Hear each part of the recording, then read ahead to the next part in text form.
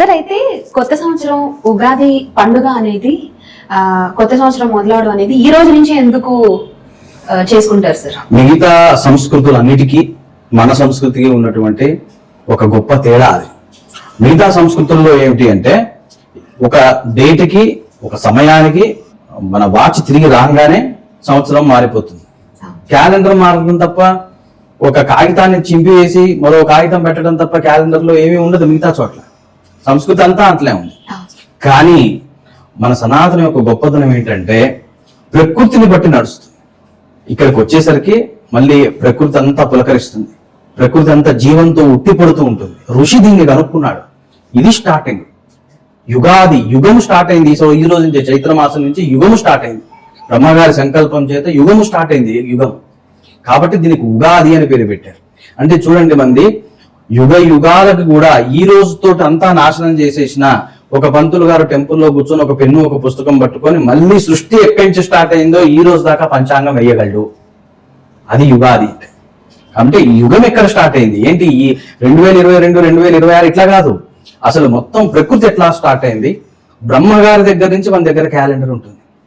ఇంద్రుడు ఎప్పుడు మారుతాడో ఉంటుంది, బ్రహ్మగారు ఎప్పుడు మారుతాడో ఉంటుంది, అట్లాగే యుగాలు ఎప్పుడు మారుతాయో ఉంటుంది. ఇప్పుడు చెప్తారు మనకి వైవస్వత మన్వంతరే కలియుగే అంటారు. ఈ వైవస్వత మన్వంతరం నడుస్తూ ఉన్నది ప్రజెంట్ గా. మొత్తం యుగాలు 4 యుగాలు అందరికీ తెలుసు కదా.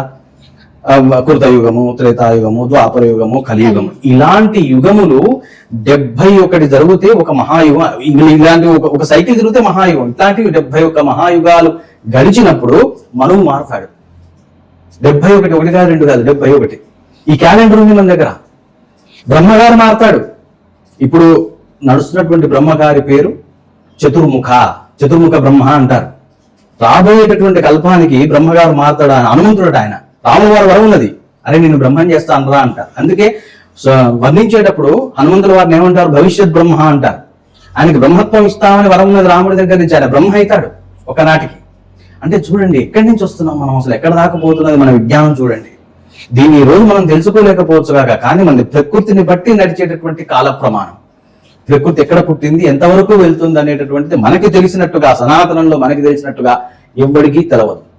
అయితే ఈ ప్రకృతిని అనుసంధానం చేసి మన యొక్క మనస్తత్వంలోకి పోయి ఏ రకమైనటువంటి ఫలితాలు ఉంటాయి, ఏ రకమైనటువంటి వ్యక్తిత్వం ఏర్పరచుకోవాలి, ఏ రకమైనటువంటి ఎమోషన్స్ హ్యూమన్ బీయింగ్ కలిగి ఉంటాడు అంటే